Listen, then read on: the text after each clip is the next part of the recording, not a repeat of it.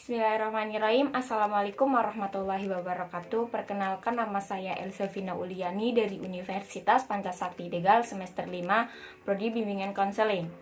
Di pertemuan kali ini saya akan menjelaskan beberapa tahapan BK kelompok yang akan saya laksanakan untuk kedepannya nanti. Di sini ada 3 tahapan. Yang pertama ada tahap pembentukan, yang kedua ada tahap kegiatan, dan yang ketiga ada tahap pengakhiran.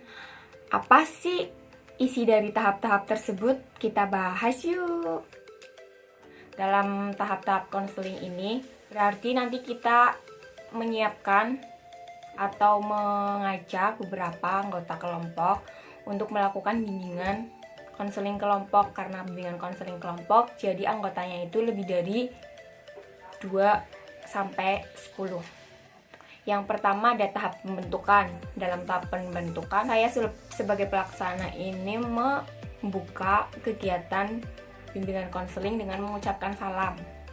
Assalamualaikum warahmatullahi wabarakatuh, seperti saat awal saya membuka video ini. Kemudian dilanjutkan dengan berdoa menurut keyakinan kita masing-masing.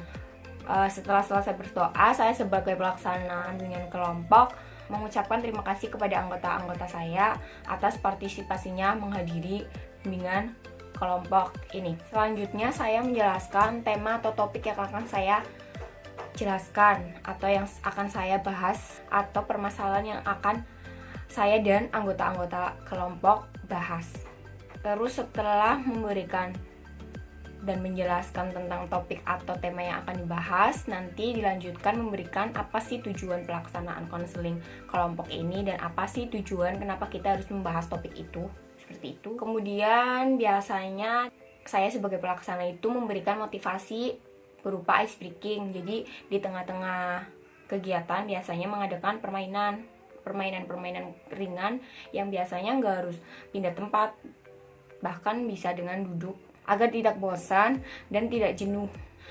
Tahap yang kedua adalah tahap kegiatan. Di tahap kegiatan ini berarti nanti topik yang akan dibahas ada di tahap kegiatan. Di tahap kegiatan ini kita membahas inti permasalahan. Jadi kayak misalkan dari tahap sebelumnya yaitu tahap pembentukan kan kita sudah menjelaskan apa sih yang akan kita bahas. Terus nanti kita memberikan materi dulu, kayak misalkan materi atau topik. Terus nanti anggota yang lainnya itu memberikan argumen atau memberikan pendapat. Nanti anggota lainnya itu memberikan pertanyaan. Jadi saling melempar pendapat. Terus kalau misalkan itu udah selesai, saya sebagai pelaksana juga memberikan pertanyaan kepada peserta-peserta yang lainnya mengenai topik pembahasan yang sudah dibahas sebelumnya. Terus dilanjut sesi tanya jawab. Kalau tadi itu kan saling lempar pertanyaan antar anggota. Kalau ini tuh mempersilahkan anggota yang lainnya untuk memberi pertanyaan kepada saya sebagai pelaksana. Kemudian saya sebagai pelaksana memberikan jawaban satu persatu kepada mereka yang bertanya. Setelah semuanya selesai, nanti saya sebagai pelaksana memberikan gagasan. Jadi kayak memberikan kesimpulan dari apa yang sudah dilaksanakan atau apa yang sudah kita bahas. Jadi saya sebagai pelaksana itu mempersilahkan anggota lainnya untuk memberikan pertanyaan kepada saya terkait materi yang mungkin belum jelas. Kalau yang sebelumnya itu kan terkait pembahasan. Kalau yang terakhir ini berarti memberikan pertanyaan terkait apa sih yang belum jelas atau mungkin apa sih yang mau ditambahkan dari kalian. Tuh. Tahap yang terakhir adalah tahap pengakhiran. Jadi di tahap pengakhiran ini nanti kita itu memberikan kesimpulan, berarti benar-benar kesimpulan, titik terakhir kesimpulan dari apa yang kita bahas, dari pelaksanaannya, dari suasananya, nanti disimpulkan. Entah itu anak-anaknya gimana, nanti disimpulkan. Terus kan kita sebagai pelaksana ini sudah menyimpulkan, nanti anggota yang lainnya juga berhak menyimpulkan. Kalau misalkan ada yang bersedia, kita sebagai pelaksana mempersilahkan anggota lain juga untuk menyimpulkan, tapi biasanya itu jarang.